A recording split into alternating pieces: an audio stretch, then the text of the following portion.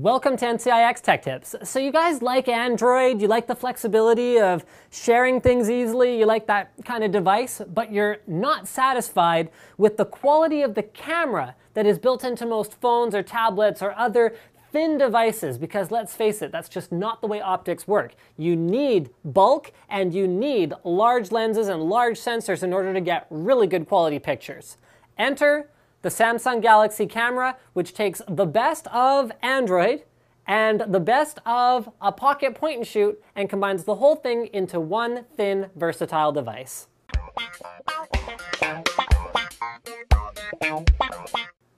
Physically, this camera, phone camera, whatever it is, it's got data, so it's not quite just a camera, has a bit of a dual personality thing going on. So from the front, it looks like a standard camera. You've got your 21x Samsung zoom lens, a red eye reduction lamp, as well as a comfortable textured grip.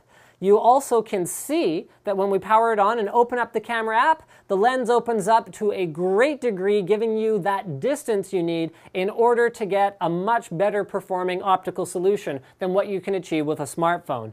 That is not quite where the comparisons to cameras end. On this side, you can see there's a dedicated flash button, so you can either set it to trigger automatically or you can press the button and up pops the flash.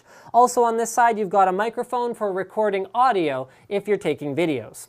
On the other side, you've got a headphone jack, which is something you might not normally find on a camera unless it's for monitoring video, for example. You've also got a mini HDMI output that can do full 1080p, as well as a wrist strap anchor where you can attach the included wrist strap. On the top of the device, you find not only that spot for the flash, but also the power button, which acts like a sleep button, just like on most Android devices, as well as your zoom rocker and the shutter button itself. On the bottom of the unit, things are still looking pretty camera-y, and by opening it up here, you've got your battery, your USB connection. It uses micro USB for data, as well as a micro SD slot supporting up to 64 gigs of storage. That's in addition to the 4 gigs that's on board that goes along with that quad-core processor, and a micro SIM slot so that you can use your data connection to instantly share anything you want, even when you're on the go. Now, when we flip it over to the back, that's where things start to get pretty darn interesting, and it stops looking very much like a camera at all and looks just like any other Android device. It runs Jelly Bean 4.1 at the time of filming, although I could expect any upgrades to come along with upgrades. And you can not only do camera things like control the manual functions for the camera itself, but you can also install any Android-compatible apps that you want. So Instagram and Twitter are obvious ones, so you can instantly share your photos, but you can also install things like, I don't know, even Skype or games or anything else you'd want. It's an extremely fluid experience because it is a fast device, and the potential here is pretty much limitless. Now, a device like this is all about the sharing options. With a traditional point-and-shoot camera, you would take a picture. So in this case, I'm going to take a self-portrait of myself using the best photo mode, which takes a series of shots. Here we go. And helps me automatically select the best one that isn't blurry and I don't have my eyes closed or anything like that. Now, instead of taking that photo, plugging it into my computer with USB, putting it into a photo application, tagging it, and then finally sending it to someone, I get the opportunity to tag it on the spot, so the phone actually automatically detected that that was me, and all I have to do is click Save. It saves only the best one because I did a series of photos, go into my gallery, and now I have a ton of different sharing options. So Instagram's built right into the app right there, but you can also click Share to get access to Bluetooth, Gmail, Google+, Picasa, or any pretty much unlimited number of apps that you would want using the Google Play Store. Samsung also builds in their own connectivity options, so you can use All-Share Play in order to automatically share with All-Share-enabled devices, such as a Samsung Smart TV. You can actually take pictures and share at the same time, and you can automatically upload from your camera and save to the cloud in order to not have to worry about any kind of catastrophic data loss taking out your pictures. You get that peace of mind.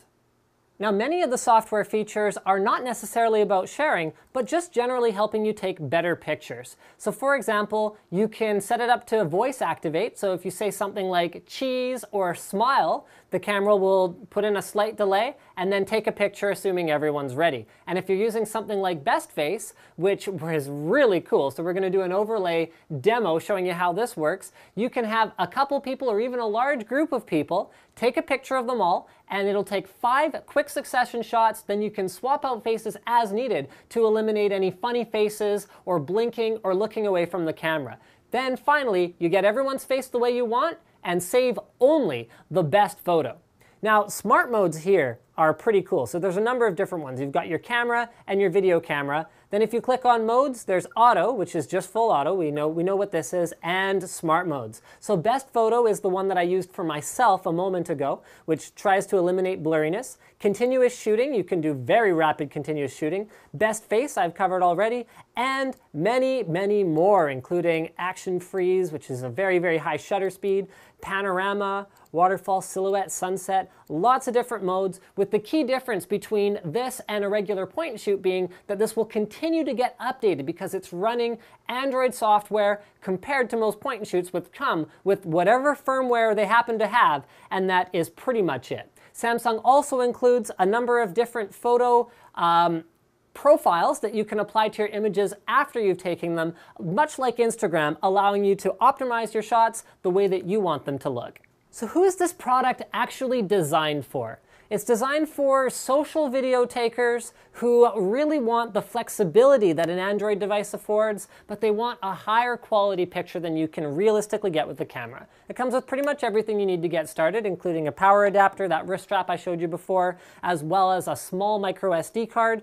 And it has a couple features that I haven't covered already that might be the thing that really sells you on it. So number one is the automatic album organization. So it can go by people, by date, and a variety of other options. And last but not least, compared to most point and shoot cameras, it offers a much finer degree of manual control. So you can control ISO, exposure, aperture, as well as shutter speed, and you can set priority modes just like you can on an entry-level or even regular DSLR, except that this is all in the form factor of a point and shoot and with the customizability of an Android device.